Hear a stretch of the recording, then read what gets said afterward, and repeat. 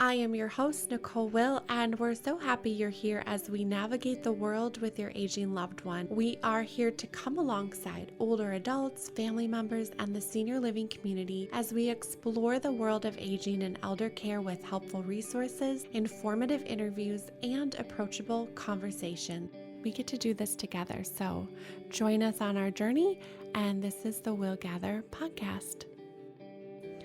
Hi, Cathy. Welcome back. You are a guest I love to talk to. We had such a great conversation the last time and wanted you to come back. So thank you for joining me today. I'm so happy you're here. I'm so glad and happy Yes, to be talking to you. I love that. It's like the perfect combination of words. Exactly. Well, today I wanted to talk about sundowning and sleep. I am finding that I hear a lot of questions from families about sundowning. They aren't quite sure what it is, or they might have a loved one that exhibits some of those lifestyle, things that happen when we know as a professional what to call that, and they don't always know that that's what's happening. So I think it's important to talk about, and Right. yeah, let's do that. So I guess we'll dive in. My first question is, what is sundowning? Yeah, so my experience and my understanding of sundowning is that it's not an actual diagnosis. It's really a grouping of symptoms that are exacerbated towards the end of the day. So a lot of times we see older adults that we're caring for that are living with a form of dementia. And we know that the symptoms of that type of dementia tend to be confusion, disorientation, frustration with communication, all of these things, maybe even a little aggression from time to time. What sundowning is taking those symptomologies and actually seeing them become exacerbated, a little bit more in full force through the afternoon into the evening hours. It has really never been something that any scientist has been able to nail down as being related to something specific. However, a lot of the literature that's starting to come out now and more that we're finding is that they relate and they feel that the causation of sundowning is somehow related to a disruption in the circadian rhythm. So a lot of scientists are looking into that. So sometimes a family member will be introduced to the word sundowning, and sometimes they will be it will be defined as getting your days and your nights mixed up. Okay, I've heard family members being told that. I've heard that definition. I've heard family members being told that it's a time of transition that afternoon, which is true for a lot of us. A lot of us transition from one mode to another in that afternoon to evening period. And so is this a natural way for us to just, we feel like we need a change in our environment, we need a change in what we're doing.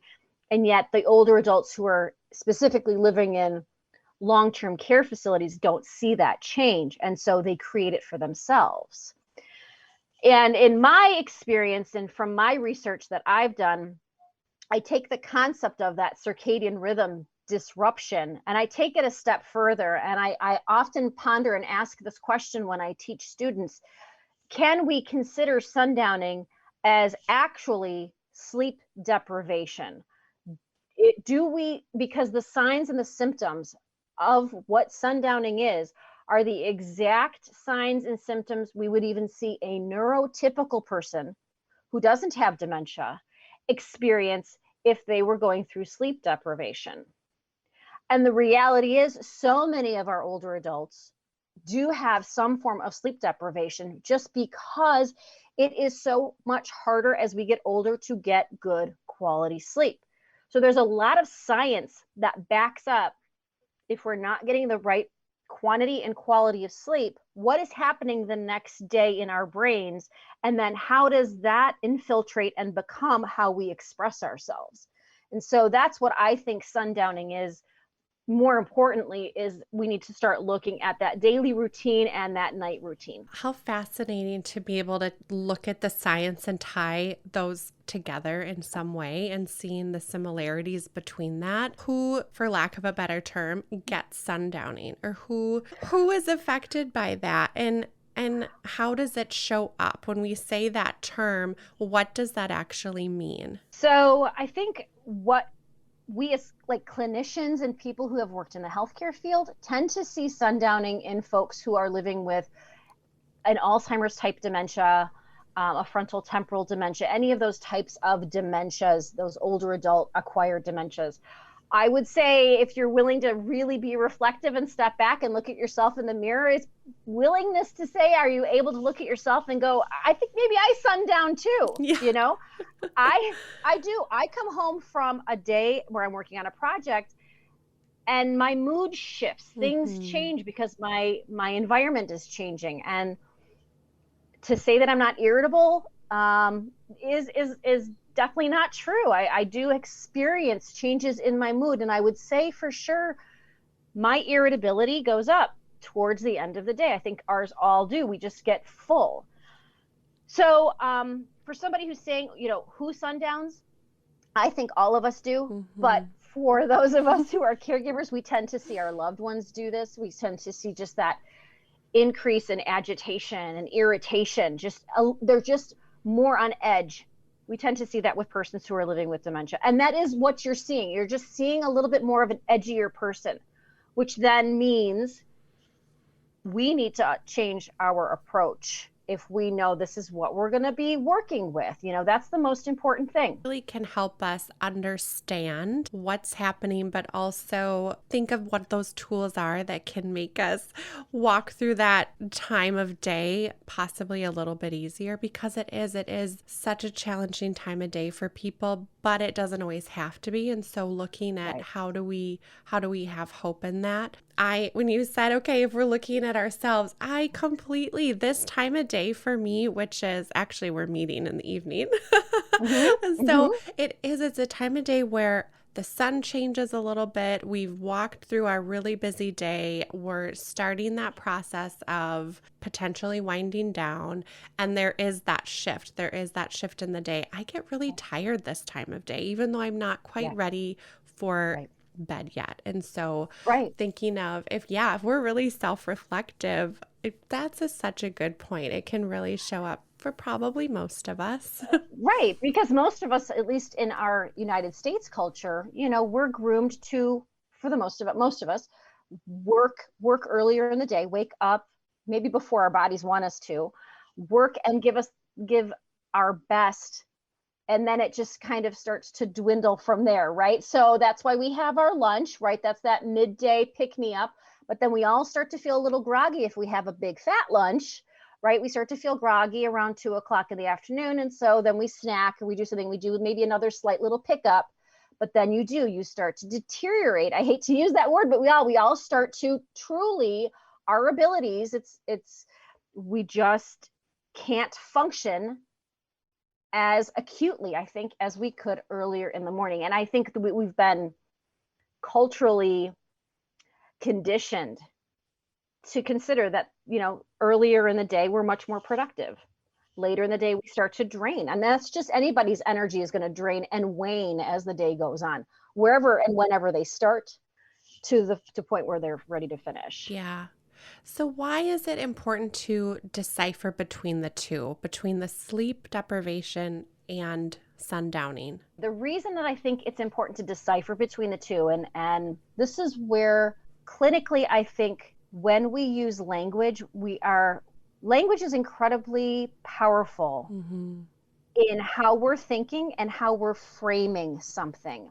And so to me, when we frame somebody as being a sundowner, we're kind of typically we are putting a label on them, and it isn't a positive label. Anybody who is labeled a sundowner, that doesn't come off as being something that is, you know, anticipated and that we want to experience.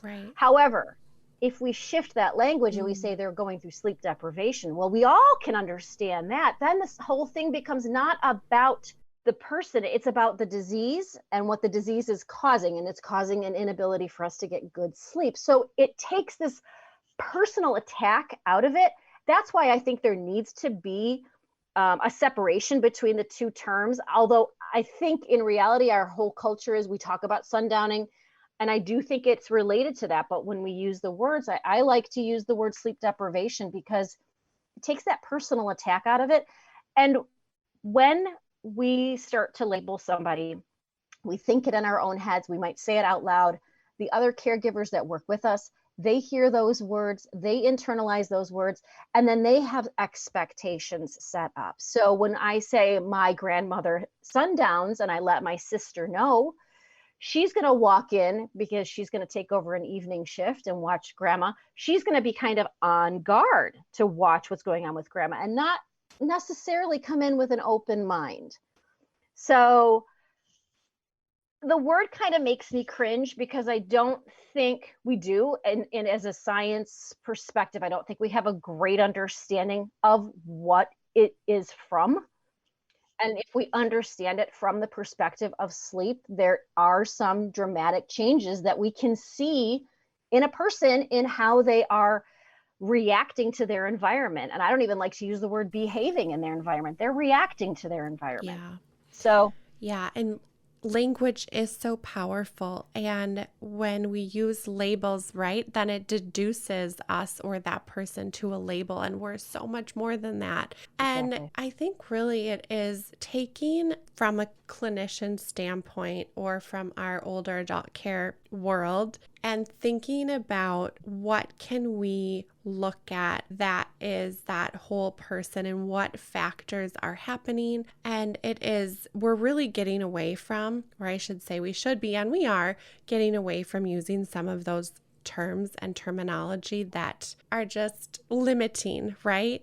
Yes. And as we progress throughout, whether it's our professions or with our family members, if we start to change the narrative in small ways, hopefully that can start to change the conversation in big ways and really shift our perspective on it. I agree completely. And the other thing that's really interesting with what you're saying in regards to this specific topic is sundowning.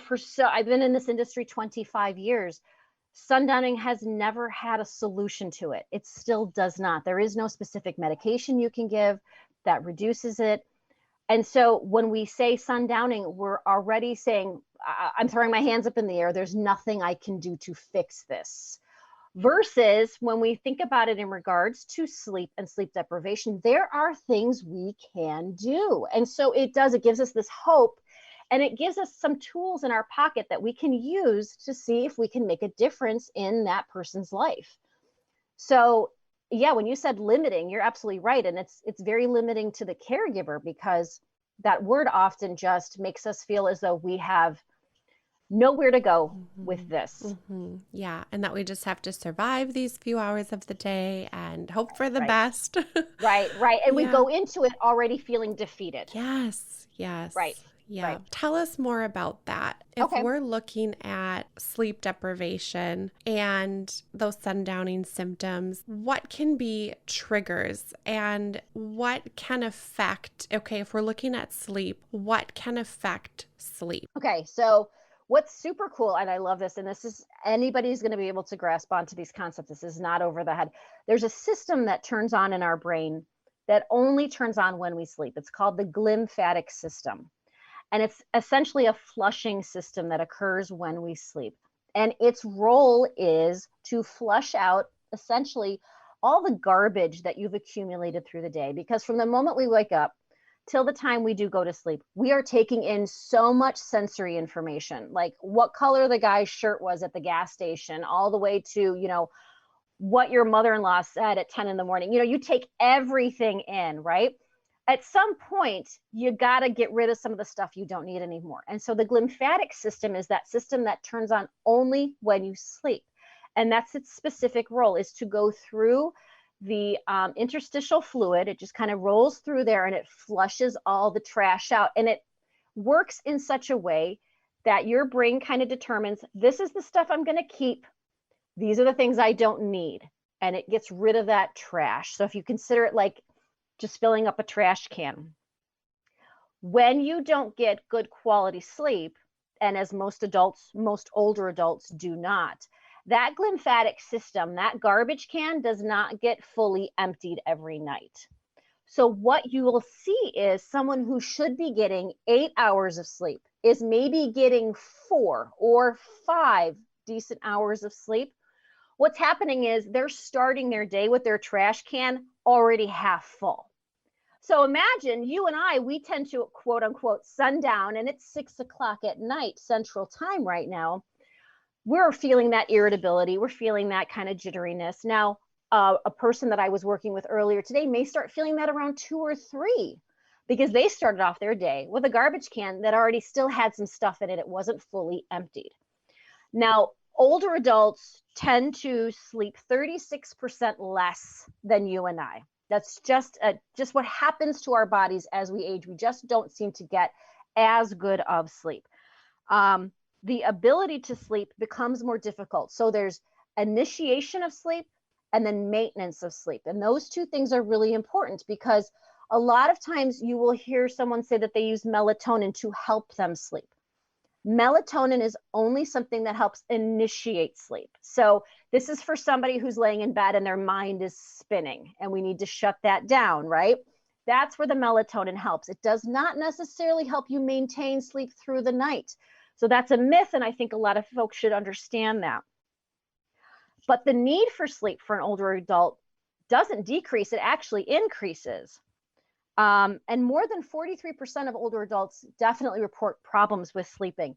And where they struggle is they have more of that stage 1 and stage 2, that light sleep, and less of that deep sleep.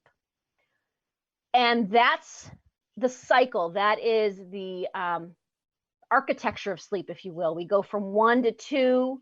We're in that deep sleep. We come down from 2, down into 1, and then we naturally kind of wake up. That takes about 90 minutes. We turn over, we flip our pillow over, we do what we need to do, and we do that again. And the natural body is meant to do that about 4 times a night. So that means we're turning on that garbage can glymphatic system 4 times a night.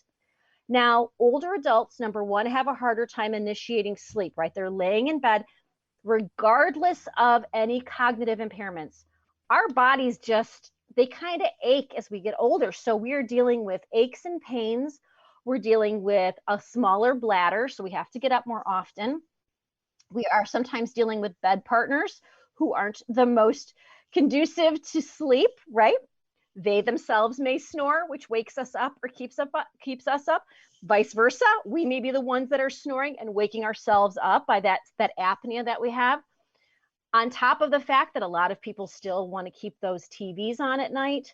If you're living in a long-term care facility, there's a lot of things in the environment you can't control.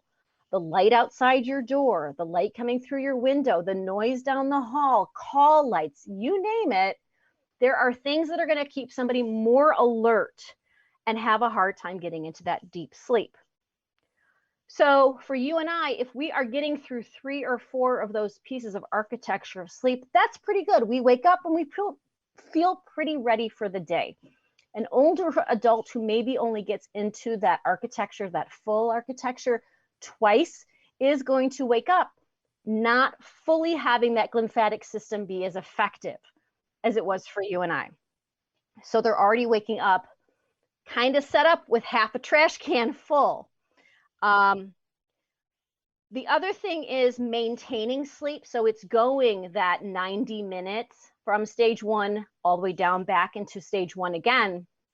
Maintaining that is very difficult for an older adult, right? So they have to get up and go to the bathroom, right? A nurse comes in and gives them medication. A caretaker comes in to check on them. Whatever it might be, they're getting aroused more often through the night. So they may be in stage 1, they may be just drifting into stage 2, and something wakes them up, their bladder, right? So a cramp in their leg, whatever it might be. Our older bodies just, they give us a hard time, especially when we're trying to rest. So there are so many factors that wake a person up through the night, listening for the kids to come home, right? I mean, you name it, it's there. And so they're constantly being ripped out at about stage 2 and they're never effectively getting into stage 3 and staying there. So even if they are sleeping, that glymphatic system isn't necessarily running as long as it should either. So both of those factors, all of those factors really do just contribute to what we would absolutely see as sleep deprivation in an older adult. When you think about all of those little things that are really big things when you're not sleeping, and we'll talk more about how we can be set up for success as best we can. But I wanted to mention one of the trainings that I went through. This was years ago when I was a director at a facility. We were doing a whole training on sleep with an outside company called Impera. They're wonderful. And one of the things we were looking at was implementing amber light versus blue light. And that's something I'm sure we'll talk about, because the amber light doesn't wake up our brains in the middle of the night like the blue light does, like on our phone or on the TV, where it's like it tells our brain, hey, that's right. wake up, start the day. And I thought that was so fascinating. If we could just implement it, at this point, I was in a senior living community, and so we were looking at changing out all of the light bulbs when our care staff needed to help people in the middle of the night, whether it was reposition or use the restroom or have some medicine. And so what small change could potentially have a really big impact. And another thing we had talked about was for our bodies, if we enter REM sleep, that essentially can heal our mind and our emotions throughout sleep. And deep sleep, if we enter deep sleep, that can heal our physical body. That we need all of these different components of sleep. And like you mentioned, to be able to effectively prepare our bodies for the next day. And sleep is so impactful on so many levels. I think it's an unfortunate thing right now. I don't think a lot of people think of sleep as important or as important to them as different parts of their lifestyle. But the reality is you will die from sleep deprivation before you die of starvation. That is how important sleep is. And I want to hit on the amber light thing because I think you make a really good point. But before I do, I also want to jump in on what you said. You're right. When that glymphatic system kicks in, and as we're supposed to go through 4 stages of that, you're right. Those first 2 stages, so say you go to bed at 10 o'clock, from like 10 to 2, when that glymphatic system is on, what it's doing is flushing and then also helping restore your physical. And it's the second 2 cycles that restore your mental. So what we're doing is, if we're taking an adult and we're saying, instead of you going through that cycle 4 times, you're only going to go through it twice, then all they're really truly getting sometimes is restorative body, restorative muscle, bone, all of the organs, the physical restoration. But what they're missing is that mental restoration. And now we're working already with somebody who's got a deficit.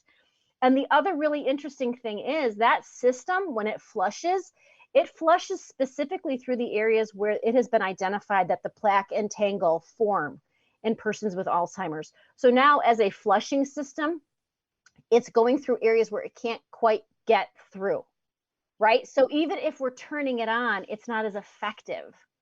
So, I mean, you're absolutely right. It's physical restoration and mental restoration, and it comes in order.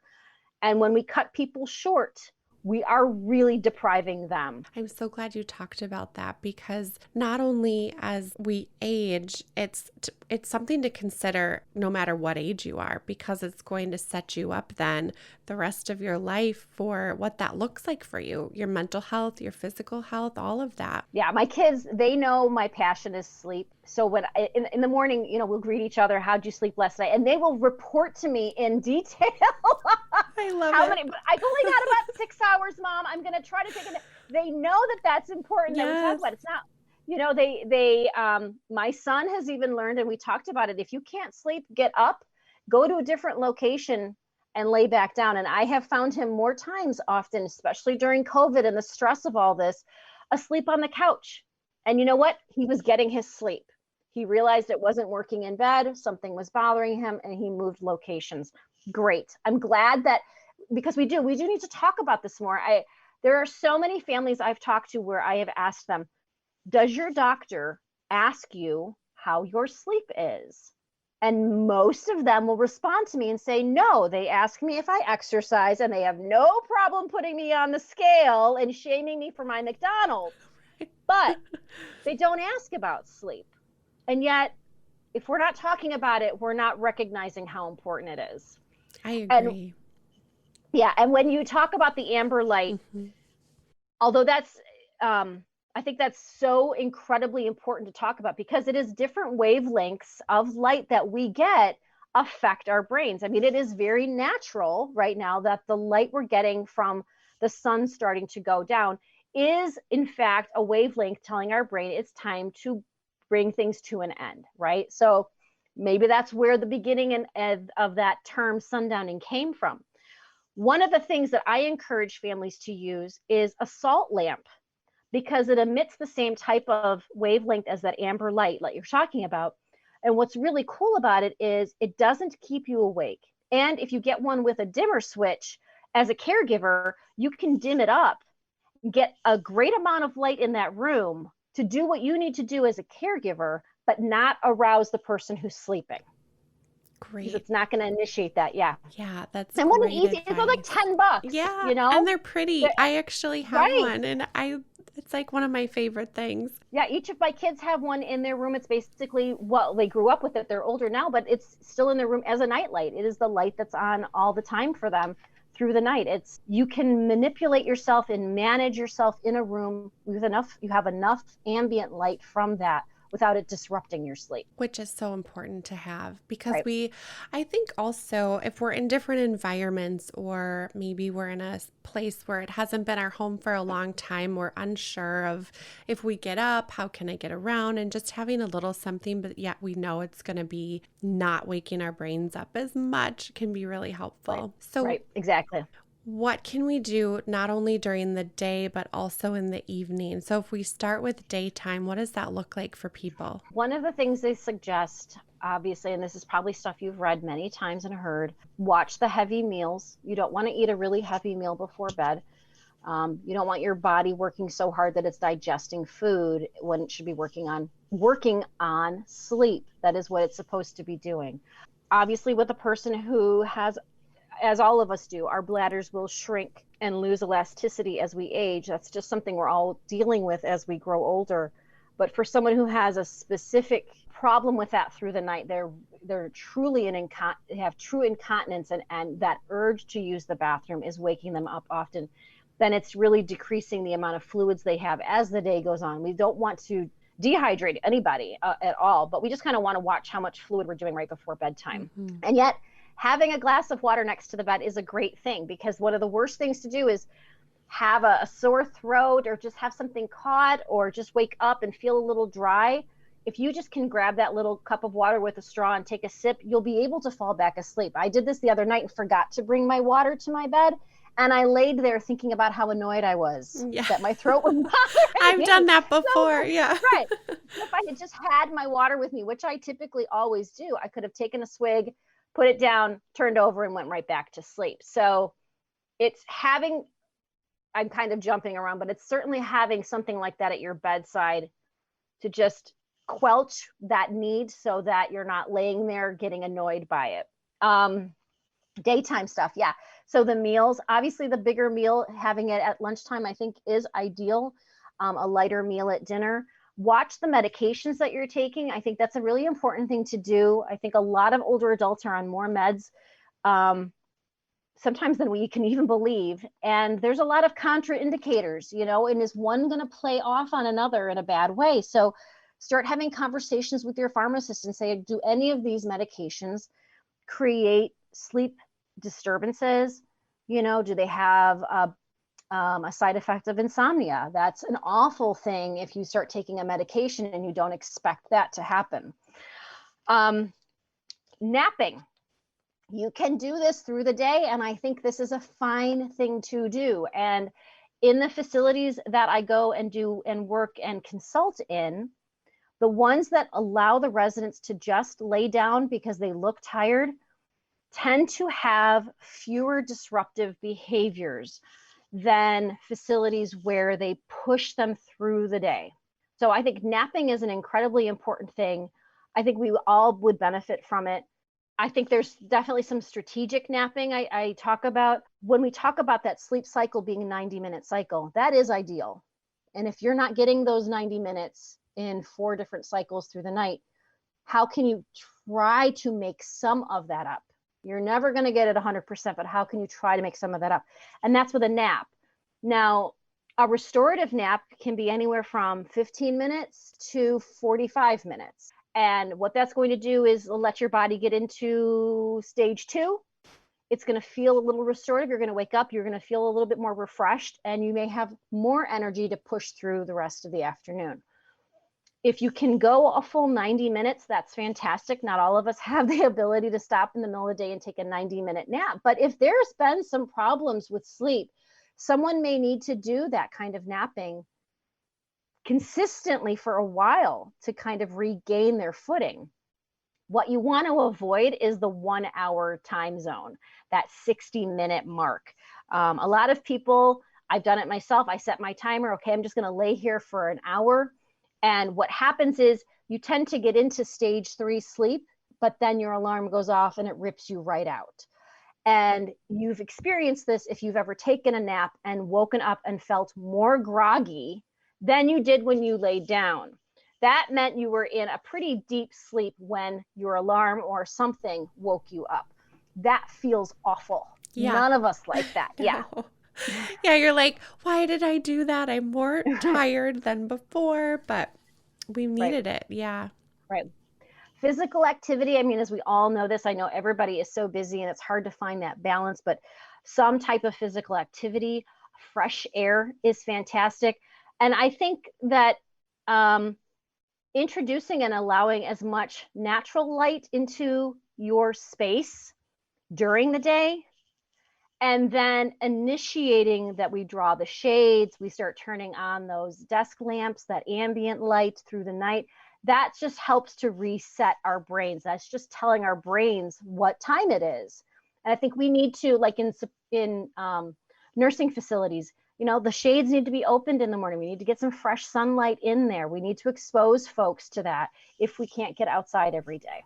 What would you say to people that might have the mindset of be really busy throughout the day, right? And it's almost seen as we're more, and I'm just speaking off the cuff, more successful in our resident life when, or at home if my loved one is really active and engaged and they're doing all these things, and that's sort of the goal, essentially. Right.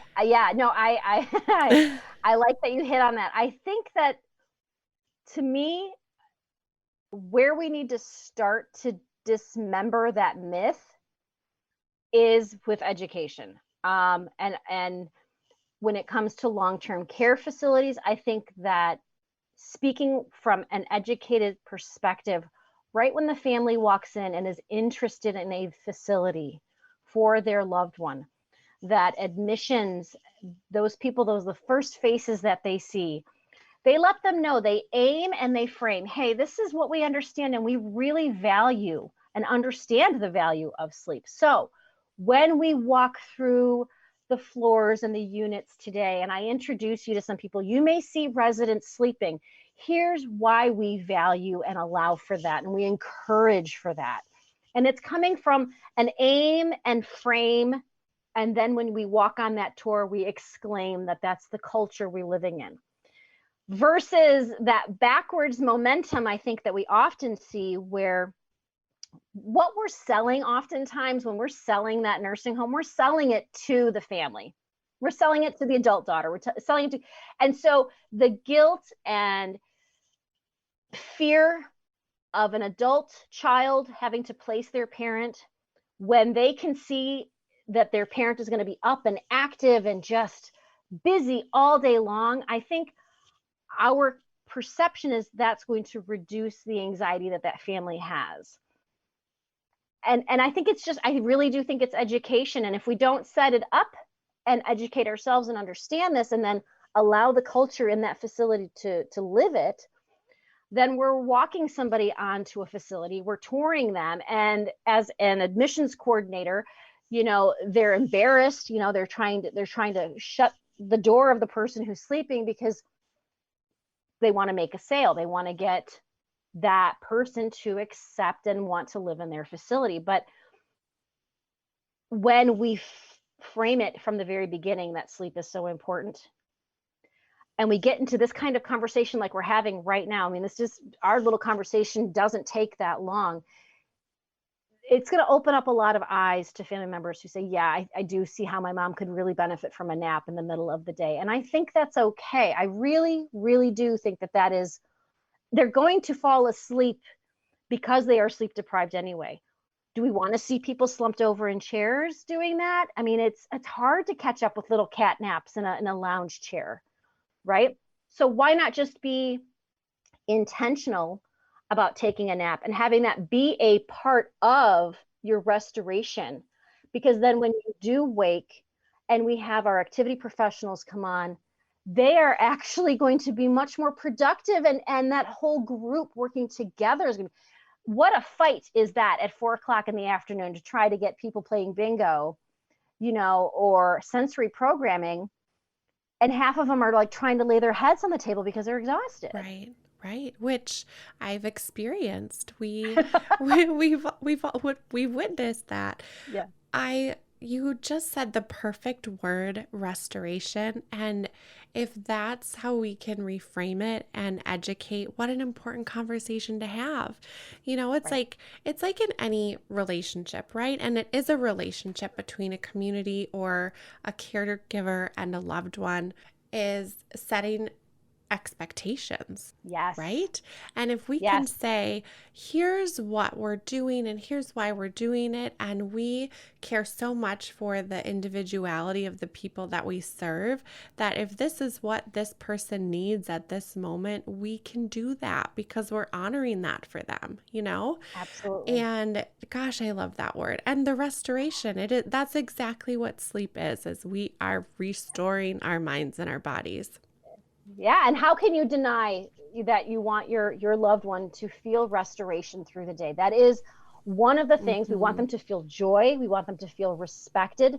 We want them to have moments of pure happiness and laughter. And we want them to have restoration too. Yeah. And so that can be a part of the day. Yeah. And it's a part of the day because we know that they're not getting it fully at night. Gosh, so important.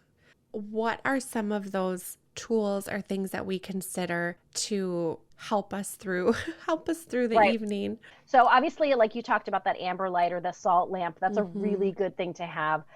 I hate the overhead lamps. I hate like a fan with the lamp. It drives me insane. I'm just one of those people. So I try to avoid those. I try to do that 5 or 6 foot lamp height, you know, where it's at a desk or a table. There are so many ways in which there are so many things out there right now that can help somebody initiate sleep. So much more out there than ever before. There are not only sleep apps that you can download yourself so that you can start to monitor your own sleep, and you will manage what you measure. And when you start to emphasize the importance of sleep in your own life, you can do that by measuring it and seeing how well you are sleeping through the night. You will then be naturally drawn to want to manage it better. So just for any adult child living out there listening to this, you know, try a sleep app for yourself and see your results, see what's coming back at you, and see what it's calling you to want to do. And then I think taking that insightful approach, that introspective approach, you won't be able to help yourself but want to start to implement some of those things for that person that you're taking care of. So you're going to start to see, oh, when I go to the gym or I have a half a glass of wine, I sleep better or I sleep worse. You can start to track these types of things. And I think we have to start with us, and then we'll be able to start to see even better what's happening to the persons that we're caring for. But these sleep apps, a lot of the sleep apps that are out there on phones, they minimize any kind of texting or calling that you're getting, so you're not getting disrupted by your phone. They have things such as sleep stories. They have ambient music. And if you don't have an app and you don't want to download an app, but you have a device that can get you YouTube, you can look up anything under the sun on YouTube as an ambient sound. So if you're somebody who, or your mother grew up in New York City, and it was that backdrop that she fell asleep to every night, you can find a cityscape soundtrack like that will play for a significant period of time that will help to initiate sleep. Like myself, I like it really quiet with the crickets. So I'll find that kind of music, and YouTube has a lot of those different things. There's also on YouTube a piece of music that is by the artist Marconi Union, and it's called Weightless. And they have several versions of it, and one of the versions I believe is 10 hours long. So you never have to mess with your phone. And it is a specific wavelength of sound that helps initiate and helps you keep and stay asleep. And it comes with a warning that says, don't listen to this while you're driving, because it truly will affect, just that feeling and sense of tiredness and heaviness. So I think ambient sounds, whether it's maybe having a fan in the background, if it's music, stories, there's a podcast called Sleep With Me, where this gentleman literally tells specifically the most boring stories ever, specifically because he had problems sleeping. And he found that monotone kind of storytelling, mom reading the nursery rhyme thing. So I don't know if he reads the instructions from an IKEA manual or what, but you hardly get through 10 minutes of his podcast and you are out. And that's the whole purpose, which is fantastic that people are starting to get that. Yeah, it's pretty cool. Definitely keeping your bedroom, your sleeping space cooler. Finding the right pillow. This is a struggle my husband has. I see as I look in my room at about 6 pillows right now that he has been fighting with for the last 4 months and still has not found his perfect fit. That's important. I think we've all spent, unfortunately, probably a night in a hospital bed or on an ER cot. And those plasticky pillows, no matter how many pillowcases you put on, right? Your neck is sweat. It's just awful, right? So it's making that space as comfortable for you as possible. I think having a notebook next to your bed is important, just like that glass of water, where if you wake up and you've got an itch, whether it's in your throat or an itch in your mind, and you got to get it out, one of the ways to do that is have that pad of paper and pen next to your bed. You'll jot down chicken scratch in that salt lamp room that you have, and you should hopefully be able to read it tomorrow morning. But the ideas that were kind of keeping you awake, you now know that you've put them in a place that you can come back to. Because that's one of the things that causes a lot of people to stay up is, oh my God, this is a great idea. What if I forget it? Jot it down, and then you can let it go. You can let it rest until tomorrow. I think it's very specific too, finding what works for you in regards to comfort. And when you say comfort too, it's along the lines of, you had talked about temperature, and pain is one I think we deal with as we get old. I mean, I deal with pain sometimes as we all do. And so looking at all of those comfort measures, is that pain, hunger, temperature, all those things that are going to be disruptive as I'm trying to fall asleep. Exactly. Like a nice warm drink before bed is often, and that's an old wives' tale, but I think it stood the test of time. A glass of tea, a cup of tea.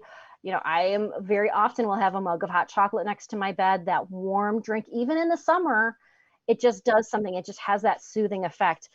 Strangely enough, and I might sound really weird if I say this, I was taught when you make a bed in the morning, you make sure that bottom sheet is tucked in under the mattress nice and tight. And what was happening is I was fighting that sheet at night. I'm getting into bed and I'm kind of trying to get my feet down there. And my husband finally said, why don't you just not tuck it in? And I'm, what? That you can do that? And so instead of having the sheet lay on the floor, because it'll come down past the bed, I actually, instead of tucking it under the mattress, I just fold it up over on top of the mattress so that it's just it's open. Your sheet is there, but your feet are open to move. My feet never moved when I was a kid. I don't know how I slept, but it's the strangest thing. But you just have to play with your bedroom, see what works for you, you know? So and true. I know that sounds bizarre. No, I relate to that only because I tuck my sheet also when I make my bed, but I kind of kick it loose every night, and I'm like kicking it loose so that my feet aren't feeling like suffocated. I'm going to say this next piece with a disclaimer that we are not doctors, and to seek if you have medical questions. And the reason I say that is because we're going to talk a little bit about medication, sleep and medication, and also anti-anxiety and pain, and all of the things that we all have different things that we're facing. But the other one I want to touch on is CBD and THC, which I know you don't know that I'm bringing this up today, but no, I did not. I bring it up because I see so many family members have questions about this, and it's made a world of difference for their loved one with Alzheimer's and dementia, especially at this time of day, and especially with sleep. And so what I want to say is look at all of those different options individually for yourself or for your loved one, and know that every person's different, and also to consult your medical professional. But know that there are things that people have found that can actually be really successful. So when we're looking at, okay, there's some really good natural interventions and lifestyle interventions and things to set us up for success, at times we might also need to introduce what are some of those other things that can be really helpful that I maybe haven't thought about before. Right. Yeah. And I love that you actually said that, natural, because CBD and THC they're both natural ingredients that occur in our environment, whereas Ambien is not grown on a tree. Right. It is pharmaceutically produced. So that is something I was anti-CBD, anti-THC for the longest time when I grew up. I grew up in the age of don't do drugs. You know, that was the big push. And when I learned more about what what the ingredients were in those things, I realized, Mike, that's natural. That is, our earth produced that for us, versus what we often do see people being prescribed to help them sleep are these sleep aids, such as Ambien or things like that. And I do want to say, and I'm glad that you gave this disclaimer, so, please do talk to your doctors about this, but you can look this up yourself. There is not a sleep aid on the market right now that helps somebody maintain sleep in a natural way, that helps them go through the natural cycles of sleep. They are all sedatives. And so if you've ever been sedated for a surgery or a procedure, you didn't wake up and feel refreshed and ready to take on the world. You were sedated. You didn't go through the cycles of sleep for restoration. Your brain shut off in a different way. And so we often see a lot of people being prescribed these medications to help them sleep because they have a diagnosis of insomnia, right? That's what we see on a chart. So then that's what we give them medications for. But we're really just sedating somebody, and we're not allowing them to get through that natural architecture of sleep. And so I like that you bring up that there are more natural alternatives, maybe things we haven't thought about that will help us get better sleep prior to just jumping to a pill. I would love to see somebody exhaust every option other than a medication first, because those sedatives, any of those pills that are supposed to help you sleep, they have some pretty nasty side effects. I've read the stories, you've read the stories, we've all heard about Ambien-induced such and such, and I've seen it myself. So, why add more problems when you're already struggling? We did a podcast with Purely Farms, brilliant woman who owns a CBD company, and the CBD is grown on her family's organic practice farm in Iowa and has been around for generations. And learning more about that, and I will link that episode for a guest the end of our episode description, but our bodies have our own endocannabinoid system. Naturally, we already have that. And what the addition of CBD or possibly THC can do is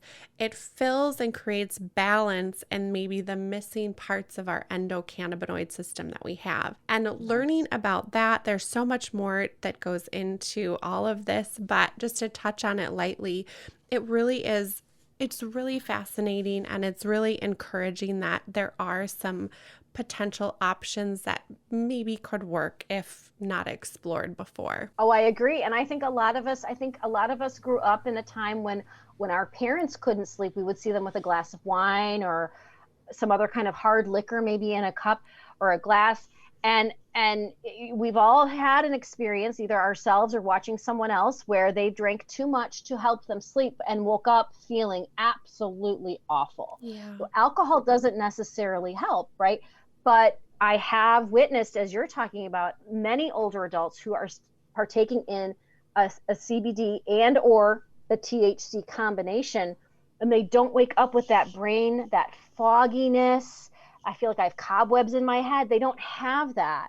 So that's really nice because it is helping them get into that architecture of sleep naturally, and it is not creating any bad side effects for the next day. They're not waking up with that garbage can totally full of everything they took in. Yeah, exactly.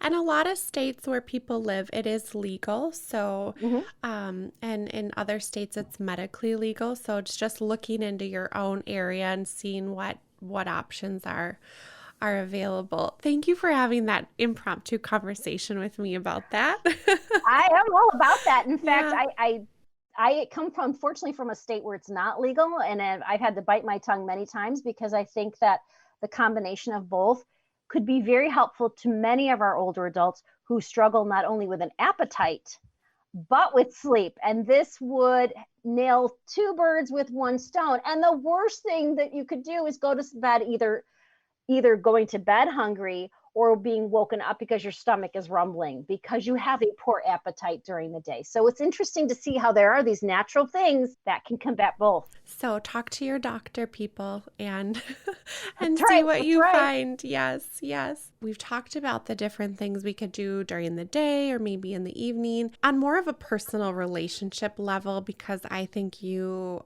are so thoughtful about this. Is how do we create a little more ease for a loved one when we're in situations where things are happening and there's a little bit more agitation or edginess, or they're just having a tough day? A good question, because it is going to make me think for a minute. But that's actually probably a whole nother podcast, right? I get my first impression of how would I want to be treated. Right. So I'm going to be impromptu and say, take stuff off their plate, like literally take stuff off their plate. Because for myself, when I come home, and if you want to consider what I do after a long day is sundowning, my agitation is a little higher. What would make me less agitated? Probably if my husband initiated dinner, if my children put the dishes into the dishwasher, just these small little things that kind of do feel like they pile up on you. Taking something off of their plate. I think aromatherapy, I think we can start to encourage more of that. I think, candles are fantastic. There's all different ways to induce a scent into a room that isn't going to be a hazard, but it can be very calming. And then most importantly, I think, and just like I said with my husband or my children, it's the approach. It's all about how are we approaching somebody? Are we rolling our eyes because we're frustrated that they're nodding off again? It's about that. And it's about meeting them where they are and letting them know it's okay that they're tired and they're feeling groggy, that you yourself are feeling tired and groggy, and joining with them a bedtime routine. Let's put on our pajamas at 7:00. Let's get comfortable. Let's do that. Let's make a cup of hot cocoa. I think so much of it is about the approach. And if they're irritable, let them get it off their chest, because all of us have those periods of time where we have higher irritability, higher frustrations. I'm not saying being a punching bag. I am not telling you you have to do that as a caretaker. You should never be hurt But if you have the strength as a caregiver, and I hope that you do, remember that part of your strength lies in the fact that you can hold someone's bucket. You can literally be there to just create a safe space for them to just vent. And if they're frustrated and they need to walk more, walk with them. If they're irritable because they don't like the person sitting over there, move them away, have them face another direction, sit with them somewhere else. If they just want to be verbal and just get it off their chest because they're mad and I don't like this, just listen. People want to tell their story, whether it makes sense to you or not. And once they get it out, you've created a level playing field where the two of you can now join and go, God, that's got to feel so much better to get off your chest. After I have a rough day like that, what I like to do is put on some lavender lotion and put on my favorite pajamas. Yeah. So create that emotional safe space for them to have that. You're not going to be able to fix the fact that they couldn't sleep last night. And you don't want to start a fight with them so that they don't sleep tonight. You want to be able to create a space for them, not only physically in that bedroom, but emotionally in the space with you, that they're safe, that they're comfortable, and that it's okay that they're feeling the way that they feel. Even if they can't express it in words, if they're making angry faces and they're frustrated, match those faces with them and pound your fist on the table with them. Just join them in that. Yeah. I think that's so important. So many times we want to drag somebody from where they are to where we want them to be, and nothing creates more resistance and nothing's going to create an exacerbation in sundowning symptoms than something like that. Right. And one thing you talked about is joining them in that, and we all need to get out some of that frustration, or we're sad and we're angry and we don't fully understand why, but that's just it. We have to move through it. If we stuff it and put it away and just pretend like everything's fine, that is always going to be there, and we've got to move through it. That's right. And when you give somebody a safe space to express themselves emotionally at any point through the day, then they're not going to carry that with them to bedtime. And I think we've all had that experience where we've had a rough emotional experience with somebody. We carry that with us all day long, and then it sits and festers with us. And somebody who's living with a form of dementia has that too. They may not be able to say it. They may not be able to articulate it the way you understand. But believe me, the emotion of being scared or lost or frustrated is still there. And so creating that safe space and being in that space, and like you said, moving through it with them. Yeah. Perfect. I heard one family member say they save kind of the fun stuff for later in the day, or late afternoon, the going out or going for a ride in the car, to just add a little bit more of, like a fun end to the day. What are your thoughts on that? I guess everybody's different. Yeah. So that's interesting. So basically, two things. Number one, everybody's going to be different in how they react to that. If that's what they've always done, if that feels natural and it perks them up, great. Yeah, because you want to create those moments whenever you can get them. Sometimes later in the day is when you're going to get them. I do think people are a little bit more aware earlier in the day when they've woken up. Every person's different. If that's something that person always did, they always went for evening drives. If that's part of the lifestyle that they had in the past and it works and it brings up some moments of joy, then great. But always reflect, what are we truly trying to achieve here? And is it the caregiver trying to achieve their agenda because something's important to them? And how are we balancing that out with what's really important for that loved one that we're taking care of? Because oftentimes our own agendas, like you said, can get in the way. But if I just keep mom up a little bit longer, she'll sleep till 6, right? I'm not sure if taking her for a drive at night is going to necessarily achieve that. And moreover, are there other things that are causing her to wake up early and not sleep until 6 that we can look at, instead of, running your own self ragged as a caregiver, driving somebody around at night? Fun should be sprinkled throughout the day, I think. I think so too. You answered that so perfectly. And just another reminder too, that it's not always about us. And as a family caregiver, to not take things personally, and it can be really hard to separate the disease process from the person and from our loved one? Yeah. So I have several residents that I work with on a daily basis, and I love each and every one of them dearly, and each and every one of them differently. And in a very short period of time, I've realized where my role is in their life that makes them happy and where that line is. And one of the things that I have found that has worked really, really well and taking kind of advantage of that short loop in memory impairment is that if I screw up, and believe me, I can't tell you how many times a day I screw up, I have the ability to reapproach and try again. And I just did this the other day. I was helping a resident who likes to, let's say, visit other residents in their rooms. Is not always a wanted visitor. So sometimes you'll hear some loud, get out kind of things happening. And I went in and approached and tried to get, I'll call her Beth. I tried to get Beth out of another resident's room, and she'd have nothing to do with me. And she pointed her finger, "You're the one that did it," and accusations flying. And I'm like, okay, understand. And I turned to the other resident and I said, "I will be right back." And I literally went down the hall, blew my nose, came back and tried again, just did a whole new reapproach. And Beth was like, "Oh, you're here. Let's go." So for me, it isn't about that person. It was about either my approach, my timing, whatever it was more actually about me. But to help her achieve walking out of that room with on her own volition meant I had to readjust myself. And I had to put a little bit of time, even if it was 2 minutes, and a little bit of distance between us. And that is not because she hated me. And it wasn't because anything that she was saying to me was true or her accusations weren't true. And I know this. So I knew to just step back, count to 10, blow my nose, step back in. And I think that's what, if you find that you can do that once or twice, you will start to realize that it isn't about you.